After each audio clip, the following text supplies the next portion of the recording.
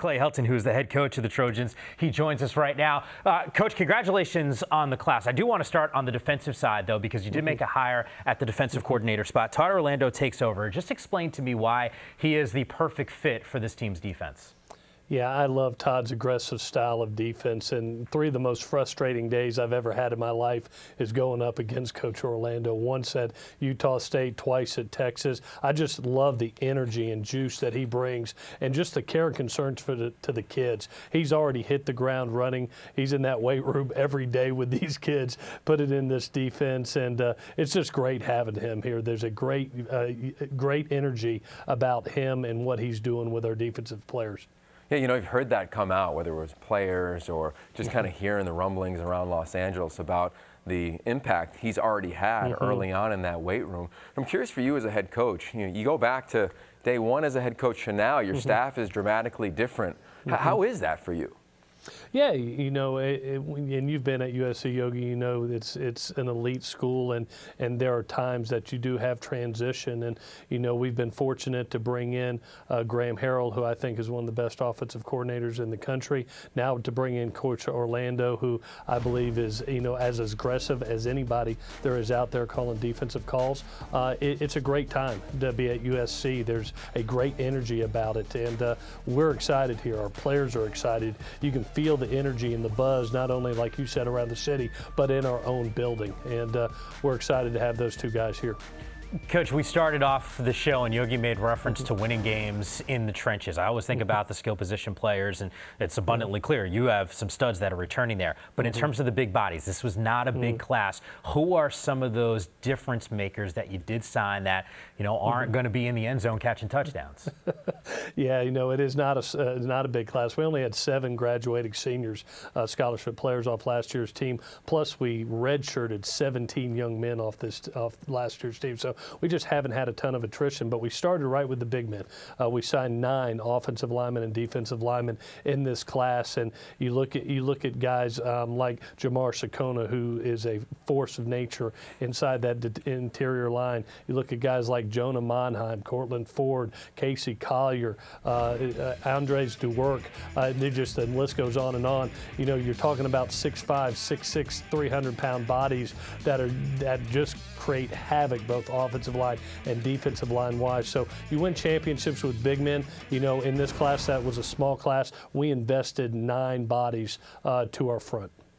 Talking about a big man, Jack Yary. Big man in terms of the last name and the history there, let alone his sheer size and ability. How'd you finish this one off, and what's it like to sign a legacy? Yeah, you know, you sign 9 big men, and then you want to just get one more in there. And there's a 6'6" tight end that runs like a deer down the middle of the field, and he was just perfect for this offense because we want the ability to be able to flex a tight end out and then attach him to the line of scrimmage and have that athleticism. You know, that's what pro football is going. You see the guys like Kelsey for the Chiefs that have that ability, and here comes Jack Yary to be able to finish off a great class of big men, to be able to garner a 6'6" athletic tight end like him that can push the ball vertically down the field is special. Yeah, I don't know how any nickel defender is going to cover that man when he's lining up in the slot, but I don't know how any corner is going to be able to run with Bryant Jr. Yeah. He didn't announce until an All-Star game, so we didn't talk about him. Is he as big of a difference maker as he seems on tape? There's fast, and then there's Gary.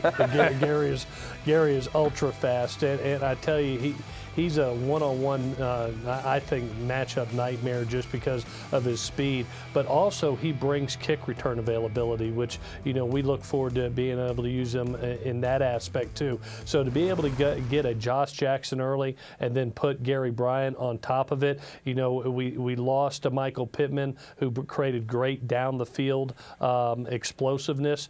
Gary and Josh bring that to the table. So 2 young, really talented wideouts that we're fortunate to have. Coach, at the quarterback spot a year ago, kind of the walking wounded, right? I mean, JT goes down early. Keenan was banged up and in and out, and when he was out there, obviously was really strong for you. Had Matt Fink there. From a competition standpoint and the health, a lot of it's going to circle around the health of JT Daniels. Where is he in his recovery? Yeah, JT's doing really good. You know, we anticipate him having the availability to be able to throw routes on air, 1-on-1, 7-on-7s come spring, and then having the opportunity to compete in the fall. I mean, we're in a really great situation at that position. You're talking about having a JT Daniels, a Keenan Slovis, a Matt Fink. I think anybody in the world would want that situation, and so we're fortunate. And, you know, one thing I learned about that position, you know, we put them all in a very competitive ring last year, and all of those kids got better. And it's one of the reasons that when we had some injuries, that all of a sudden you look up and a Matt Fink goes out and wins a Utah game and has a huge drive for us versus Arizona State. You look at JT Daniels in that opening ball game. I think he had 270 plus yards of offense passing in that first half. And then obviously we know what Keaton did. So, you know, competition allows the cream to rise to the top, but we want everybody in that room to grow. And that's what competition does. Speaking of competition, this defensive front, you know, you're down the middle of the defense. It's as good as I've seen in a long time there. Jay returning, not going to the National Football League. How do you feel about the veteran element of the middle of your defense? Yeah, you know, when you only lose 7 men total on the team scholarship-wise, and really only lose 2 defenders on defense, you know, we lose Christian Rector and John Houston. The middle of that defense with Jay Tufele, Brandon Peely, Marlon Tuipulotu, you know, and then you look at that middle with EA and those backers, mercy. It's something that you wait for guys to grow up, and here they are. I mean, they're full-grown horses now, and we love watching them play, and we're very thankful. I thought Jay made a great decision in coming back. He's got a chance to be one of the better defensive tackles, not only in our conference, but in college football, and I think he's going to do great things going into his 4th year. Coach, I want to flip it back to the air raid. You referenced Graham Harrell and keeping him there. Everybody is always, you leading the charge, wanting to see what the air raid could do at a place like USC with the athletes. Yeah. Well, what could it do in year 2 with the repetition among those athletes?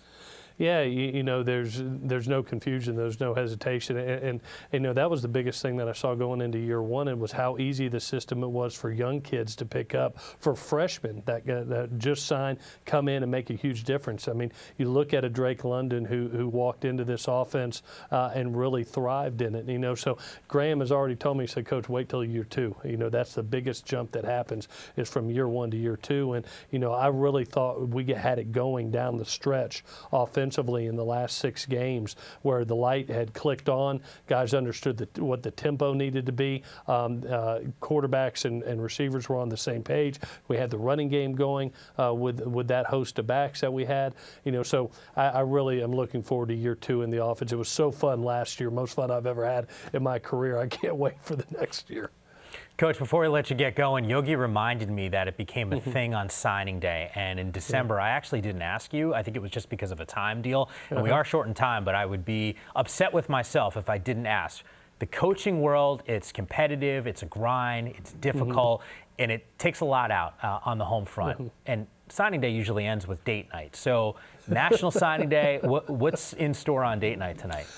Well, I tell you what, I have a 93-year-old grandmother that I haven't gotten to hug her neck in a year. So I'm going to fly to Miami, Florida tomorrow and have the chance to go hug my grandmother's neck and see my mom and dad. So me and Miss Angela are headed to go see family. Okay, so that's a win. And the beauty of it is, and I think there's 2 ways of looking at it, you're heading to Miami post-Super Bowl, which I think I would argue is probably a win. Others a lot less crazy. A lot less crazy. Something tells me you'll catch the tail end of a couple of those parties after hanging out with Grandma. Anyway, just saying. Coach, safe travels across the country. Looking forward to seeing you guys on the football field real soon. Sounds great. Fight on. Okay.